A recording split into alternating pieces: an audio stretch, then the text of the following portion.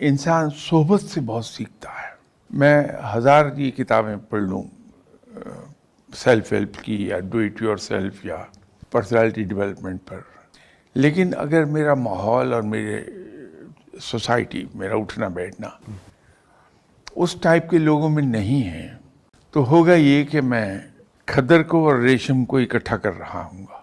یا ریشم میں کھدر کا پیوند لگ رہا ہے یا کھدر میں ریشم کا پیوند لگ رہا ہے.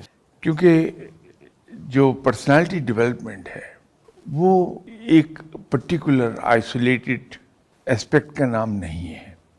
انسان کی پرسنالٹی جو بنتی ہے وہ صرف ایک کام سے نہیں بنتی کہ آپ پولائٹ بہت ہیں، یا اس سے نہیں بنتی ہے کہ آپ کو ٹیبل مینرز آتے ہیں.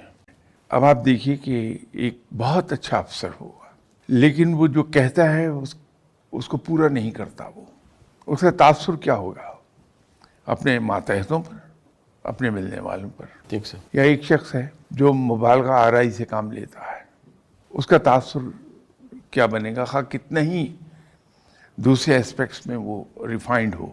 اور اگر وہ ان کتابوں سے استفادہ کر رہا ہے وہ تو پھر اس کے سیکھنے کی رفتار کئی گنا بڑھ گئی ہوتی ہے، بڑی تیزی سے اٹھتا ہے وہ بندہ. اس لیے کتابیں ضرور ہم پڑھیں لیکن اس کو سپورٹ ہم کر لیں.